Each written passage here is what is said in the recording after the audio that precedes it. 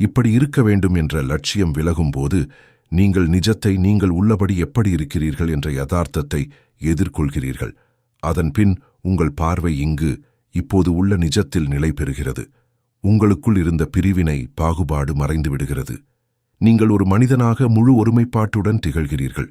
ஒருவர் வருத்தமாக இருக்கும்போது அந்த நிலையை முழுமையாக ஏற்றுக்கொண்டவுடன் அவர் எப்படி திடீரென்று மகிழ்ச்சி அடைய முடியும்? மேலோட்டமாக பார்க்கும்போது இது ஒரு முரண்பாடாக தோன்றலாம். ஆனால் இது அனுபவபூர்வமான உண்மை. முயற்சி செய்துதான் பாருங்களேன். இங்கே சற்று அதிகப்படியான கவனம் தேவை. மகிழ்ச்சியாக இருக்க முயற்சி செய்யுங்கள் என்று நான் சொல்லவில்லை. உங்கள் வருத்தத்தை ஏற்றுக்கொள்ளுங்கள். அப்போதுதான் மகிழ்ச்சியாக இருக்கலாம் என்று கூட நான் சொல்லவில்லை. மகிழ்ச்சியாக இருக்க வேண்டும் என்று ஒரு குறிக்கோளை வைத்துக்கொண்டால் ஒன்றும் நடக்காது. நீங்கள் இன்னும் உள்ளுக்குள் போராடிக் கொண்டுதான் இருப்பீர்கள்.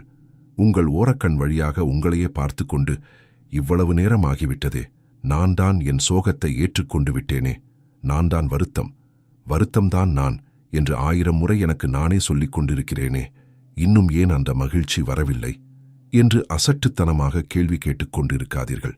அந்த வகையில் என்றும் மகிழ்ச்சி வராது. மகிழ்ச்சியாக இருப்பது குறிக்கோள் அல்ல. அதை நோக்கி பயணிக்க முயற்சி செய்ய வேண்டாம். மகிழ்ச்சி என்பது பக்க விளைவுதான். நீங்கள் ஒருமைப்பாட்டோடு செயல்படும்போது, உங்களுக்குள் பிரிவினைகள் இல்லாத போது ஏற்படும் பக்க விளைவுதான் மகிழ்ச்சி. நீங்கள் சோகமாக இருக்கிறீர்களா? அந்த சோகத்துடன் ஒன்றுபட்டு இருங்கள். நீங்கள் வேறு, உங்கள் சோகம் வேறு இல்லை. இப்படித்தான் இருக்க வேண்டும் என்று எந்த குறிக்கோளும் இல்லாதபடி இருங்கள். இங்கே குறிக்கோளுக்கு இடமே இல்லை. இந்த நொடியில் நீங்கள் இப்படித்தான் இருக்கிறீர்கள். அதுதான் இந்த நொடியின் அசைக்க முடியாத உண்மை. அடுத்த நொடியில் உங்கள் நிலை மாறலாம். சோகத்தை விட்டு கோப நிலைக்கு போகலாம். அந்த கோபத்தையும் ஏற்றுக்கொள்ளுங்கள். அதற்கு அடுத்த நொடியில் உங்கள் நிலை மேலும் மாறலாம். அந்த மாற்றத்தையும் அப்படியே ஏற்றுக்கொள்ளுங்கள். வாழ்க்கையை நொடிக்கு நொடி வாழப் பழகுங்கள். வருபவற்றை அப்படியே முழுமையாக ஏற்றுக்கொள்ள தயாராகும்போது, உங்களுக்குள் பிரிவினை இல்லாத போது, நீங்கள் ஆன்ம ஞானத்தை நோக்கி பயணிக்கத் தொடங்குகிறீர்கள்.